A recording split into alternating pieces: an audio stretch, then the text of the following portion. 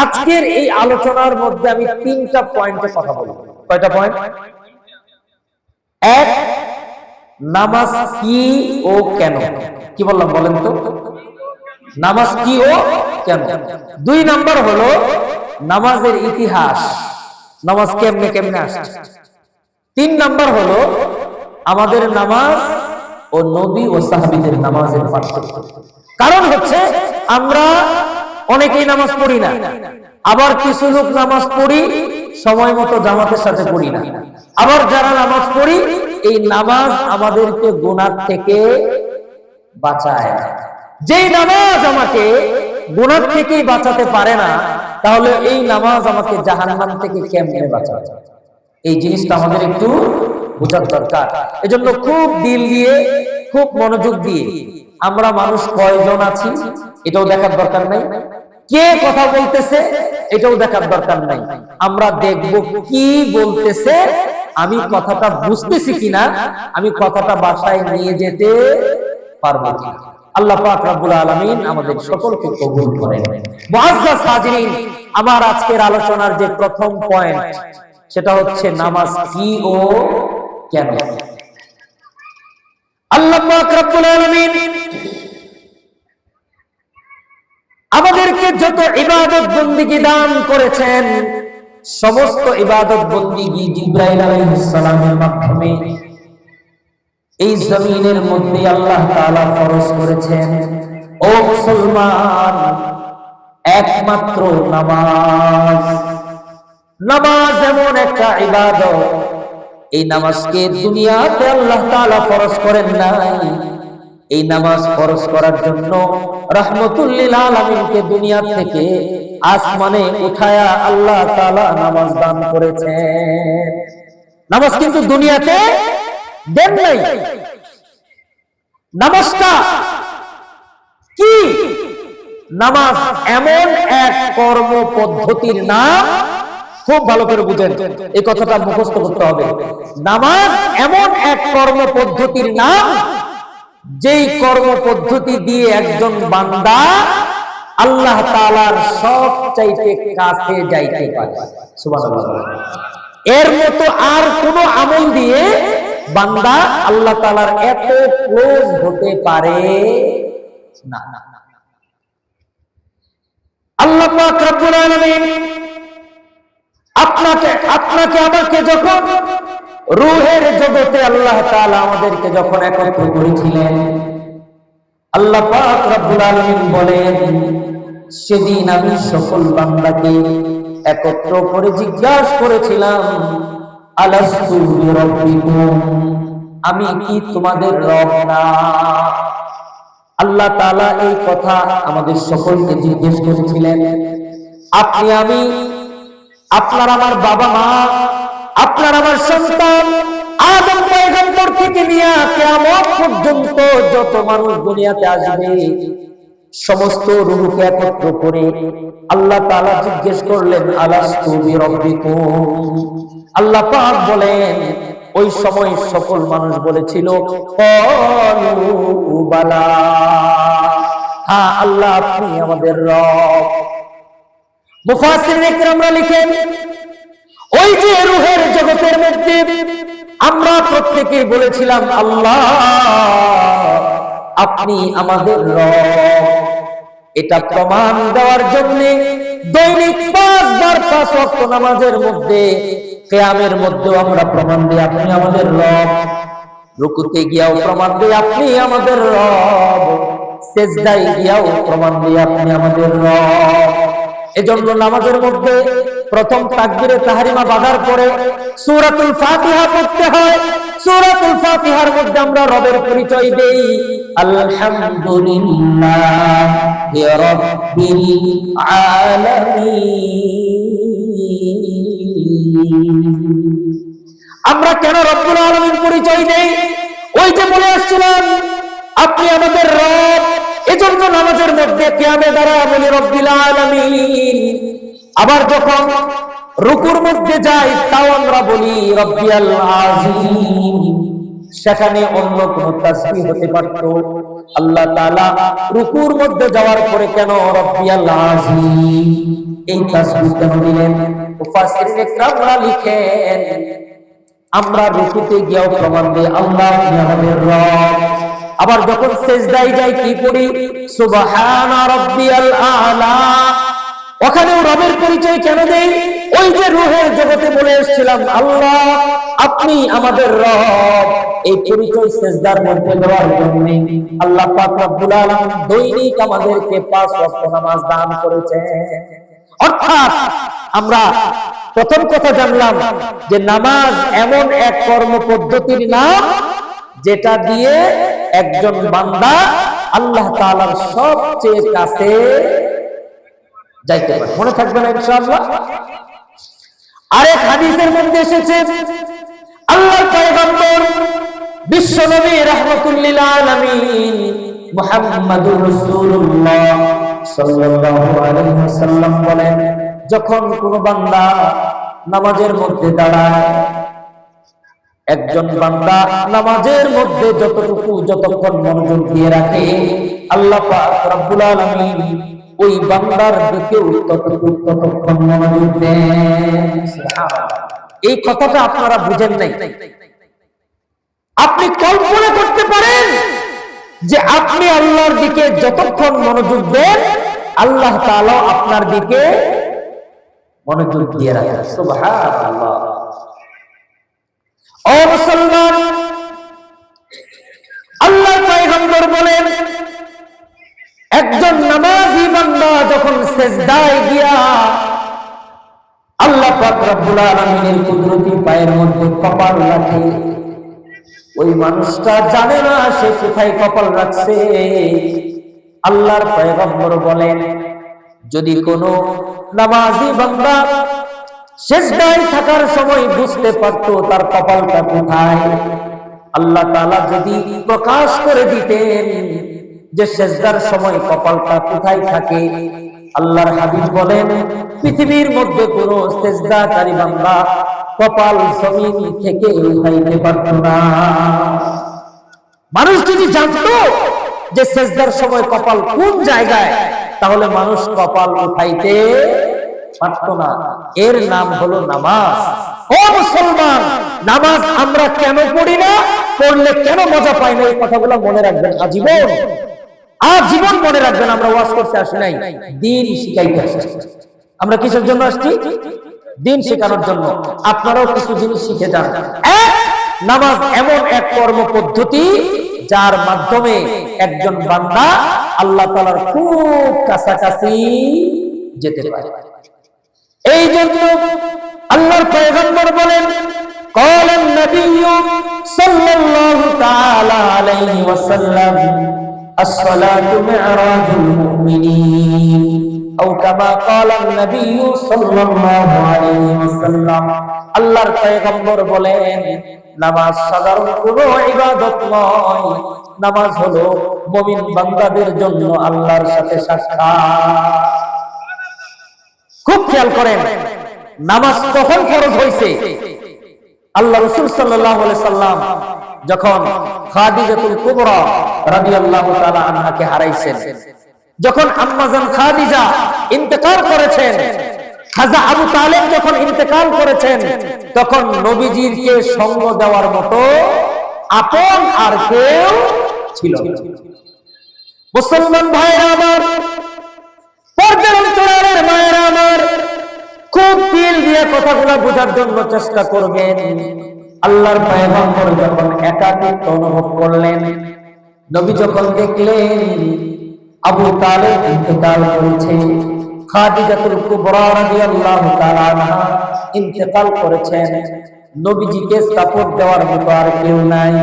তায়েফের নির্যাতন, আল্লাহর পয়গম্বর তায়েফ যাওয়ার পরে যখন মজলুম হলেন, বিশ্ব নবী এক পর্যায়ে মনের মধ্যে এত ব্যথা পাইলেন, একদিন বলে ফেললেন আল্লাহ ও মালিক আমাকে কোন জগতে ফালায় দিলে। নবী ভাবতেছিলেন যে মনে হয় আমাকে মেরেই ফেলবে, আমার কি হলো, আমাকে আল্লাহ তাআলা এমন মুসিবতের মধ্যে কেন ফেললেন। মুফাসসিরিন ইকরামরা লিখেন আল্লাহর পয়গম্বর বিশ্ব নবী রাহমাতুল লিল আলামিনকে আল্লাহ তাআলা তখন এই দুনিয়ার জমিন থেকে উঠায় নিলেন। আল্লাহ তাআলা মেরাজের মাধ্যমে আল্লাহর হাবিবকে আরশে আজিমে নিয়ে আল্লাহ পাক রব্বুল আলামিন সাক্ষাৎ করাইলেন। ওই সাক্ষাৎটা কেমন ছিল ও মুসলমান, দিল দিয়ে কথাগুলো বুঝেন। আল্লাহর হাবিব যখন আল্লাহ তাআলার কাছে গেলেন, আমার মেরাজের ঘটনা বলার উদ্দেশ্য না, যতটুকু আমার প্রয়োজন ততটুকু বলছি। আল্লাহর হাবিব যখন আল্লাহ তাআলার কাছে গেলেন, আল্লাহর হাবিব আল্লাহ তাআলার কাছে হাদিয়া পেশ করলেন। কারণ কোন মেহমানের বাড়িতে গেলে কিছু না কিছু হাদিয়া নিয়ে যায়। আমরা কারো বাড়িতে গেলে খালি হাতে যাই না, একটা চিপস অথবা কেক, একটা কিছু নিয়ে যাই। তো নবীজি গেলেন আল্লাহ তাআলার কাছে, কি নিয়ে গেলেন? নবীজি বলেন, আত-তাহিয়াতু লিল্লাহি ওয়াস-সালাওয়াত ওয়াত-তাইয়্যিবাত। আল্লাহর হাবিব এতটুকু বললেন, আত-তাহিয়াতু লিল্লাহ ওয়াস-সালাওয়াত ওয়াত-তাইয়্যিবাত। আল্লাহ পাক রব্বুল আলামিন তখন নবীজিকে মেহমানদারি করাইলেন। আসসালামু আলাইকা আইয়ুহান নাবিয়্যু ওয়া রাহমাতুল্লাহি ওয়া বারাকাতুহু। আল্লাহর হাবিব দিয়ে বললেন যে আল্লাহ আপনার জন্য আমি আনছি আত-তাহিয়াতু লিল্লাহি ওয়াস-সালাওয়াতু ওয়াত-তাইয়্যিবাত, আমার সব কিছু আপনার জন্য। তখন আল্লাহ তাআলা নবীজিকে বললেন, আসসালামু আলাইকা আইয়ুহান নাবিয়্যু ওয়া রাহমাতুল্লাহি ওয়া বারাকাতুহু। মুফাসসিরিন ইকরামরা, মুহাদ্দিসিন ব্যাখ্যায় লিখেন, আল্লাহ তাআলার সাথে আল্লাহর পয়গম্বরের কথোপকথন হচ্ছে। নবীজি বললেন, আত-তাহিয়াতু লিল্লাহ ওয়াস-সালাওয়াতু ওয়াত-তাইয়্যিবাত। আল্লাহ পাক বললেন, আসসালামু আলাইকা আইয়ুহান নাবিয়্যু ওয়া রাহমাতুল্লাহি ওয়া বারাকাতুহু। ওগো নবী, আপনার উপর শান্তি, আপনার উপর রহমত, আপনার উপর বরকত। বিশ্ব নবী ওই জায়গায় আপনাকে ভুলেন নাই। ও মুসলমান, আমাকে ভুলেন নাই। তখন আল্লাহর পয়গম্বর বললেন, আল্লাহ শুধুমাত্র আমাকে শান্তি দিবেন, শুধুমাত্র আমাকে রহমত দিবেন না, না আল্লাহ গো আমার উম্মতের জন্য শান্তির ফয়সালা করেন। তখন নবী বলেন, আসসালামু আলাইনা ওয়া আলা ইবাদিল্লাহিস সালিহিন। আসসালামু আলাইনা ওয়া আলা ইবাদিল্লাহিস সালিহিন। ও মাবুদ আল্লাহ, আমাকে শান্তি দিবেন, শুধু তাই হবে না আল্লাহ গো, আমার ইবাদত, আমার উম্মতের মধ্যে যারা সালিহিন বান্দা, আমার উম্মতের সালিহিন বান্দাদের জন্য আপনার রহমত আর বরকত আর শান্তি দেন। সুবহানাল্লাহ। আল্লাহ পাক এই কথোপকথন ফেরেশতাদের কান পর্যন্ত যখন পৌঁছায় দিলেন, ফেরেশতারা বলে, আশহাদু আল্লা ইলাহা ইল্লাল্লাহু ওয়া আশহাদু আন্না মুহাম্মাদান আবদুহু ওয়া রাসূলুহু। ও মুসলমান, এই জায়গাতেও নবী আপনার আমার কথা বলেন নাই। তখন আল্লাহ তাআলা ইবাদতকারী বান্দা যারা, সালেহীন বান্দা যারা, তাদের জন্য ওই শান্তি, ওই রহমত বর্ষণ করেন, যেই শান্তি আর রহমত আল্লাহ তাআলা নবীকে দান করেছেন। সুবহানাল্লাহ। আল্লাহর পয়গম্বর লম্বা সফর মেরাজ করলেন আল্লাহ তাআলার সাথে। খুব সম্ভবত নবীজি তখন আল্লাহ তাআলাকে বললেন, আল্লাহ গো আমাকে আপনি মেরাজ করাইলেন, আপনার সাক্ষাৎ পেলাম, জান্নাত জাহান্নাম দেখলাম, আয় আল্লাহ আমার উম্মতকেও কি মেরাজ করানো যায় না? সুবহানাল্লাহ। নবীজি আল্লাহর কাছে দরখাস্ত করলেন, আয় আল্লাহ আমি তো আসলাম, আপনাকে দেখলাম, আপনার সাথে রহমত বরকত নিলাম আপনার কাছ থেকে, তো আমার উম্মতের কি এই মেরাজের ব্যবস্থা করা যায় না? সুবহানাল্লাহ বলেন। আল্লাহ পাক রব্বুল আলামিন বিশ্ব নবী রাহমাতুল লিল আলামিন মুহাম্মাদুর রাসূলুল্লাহ সাল্লাল্লাহু আলাইহি ওয়াসাল্লামকে তখন 50 ওয়াক্ত নামাজ দান করে বললেন, ওগো নবীজি, আপনাকে আমি আসমানে ওঠায় মেরাজ করলাম, আপনার উম্মতকে আসমানে আসতে হবে না, আপনার উম্মতের সাথে দৈনিক 50 বার আমি আল্লাহ সাক্ষাতের ব্যবস্থা করে দিলাম। এজন্য নবী বলেন, as-salatu mi'rajul মুমিনিন, যে নামাজ হলো মুমিন বান্দার জন্য মেরাজ। মেরাজটা কেমনে হয় একটু সংক্ষেপে হাদিসটা আপনাদেরকে বলি। এখানে উলামায়ে কেরামরা আছেন, তারা একটু বললেই পুরোটা বুঝবেন, আপনাদের যতটুকু মনে থাকবে আমি ততটুকু আপনাদেরকে বলছি।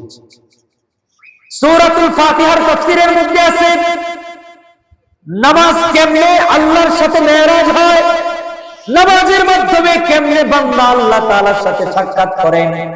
আমরা যখন নামাজের মধ্যে দাঁড়াই, প্রথমে যখন নামাজ শুরু করি তাকবীরে তাহরিমা বলি আল্লাহু আকবার, এরপরে সানা পড়ার পরে প্রথমেই পড়ি আলহামদুলিল্লাহি রাব্বিল আলামিন। আমার সাথে একটু বলেন তো, আলহামদুলিল্লাহি রাব্বিল আলামিন।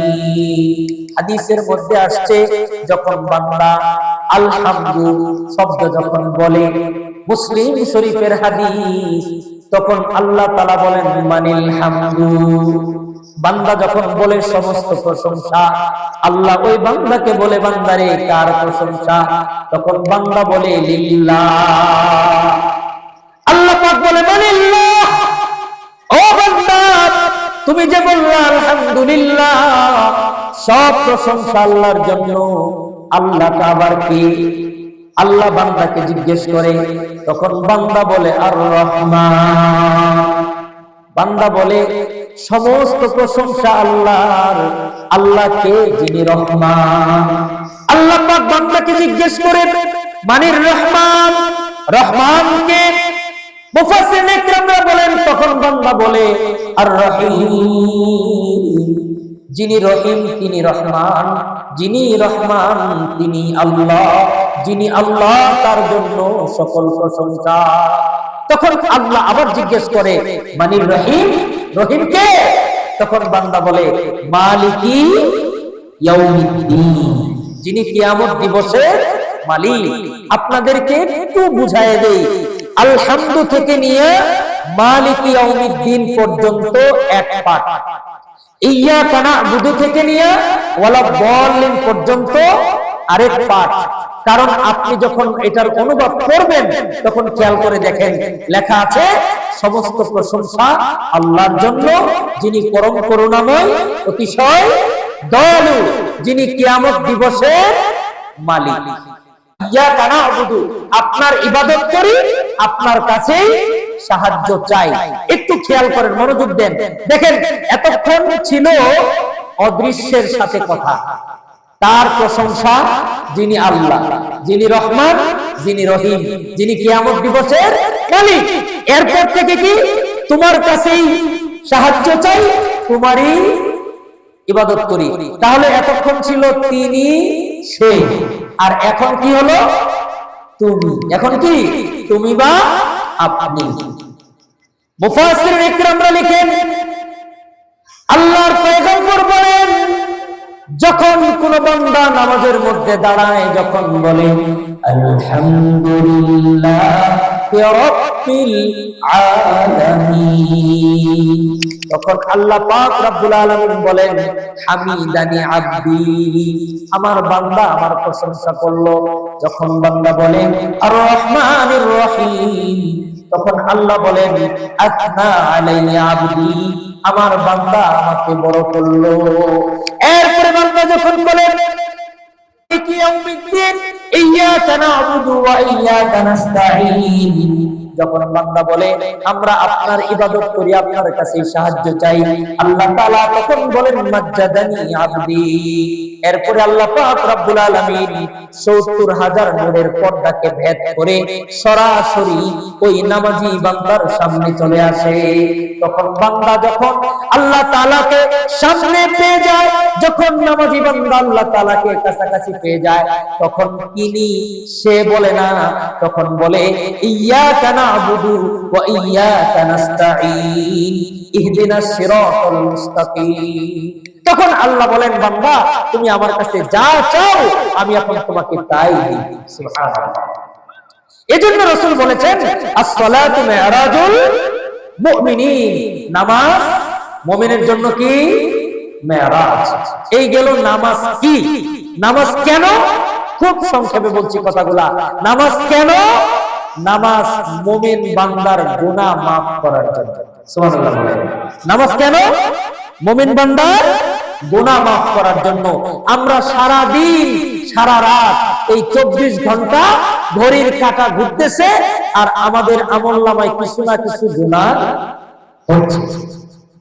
আল্লাহর পয়গম্বর বলেন ও মুসলমান খুব দিল দিয়ে বুঝবেন, যখন কোন বান্দা ফজরের নামাজ পড়ে রাত্রবেলা ঘুমিয়েছিল, এই রাত ফজরের আগ পর্যন্ত যত সগীরা গুনাহ হয়, ফজরের নামাজ পড়ার সাথে সাথে আল্লাহর পয়গম্বর বলেন তার আমলনামা থেকে ওই এশার পর থেকে নিয়ে ফজর পর্যন্ত যত সগীরা গুনাহ করছে, ফজরের নামাজ জামাতের সাথে পড়লে আল্লাহ রাব্বুল আলামিন রাতের সকল সগীরা গুনাহ maaf করে দেন।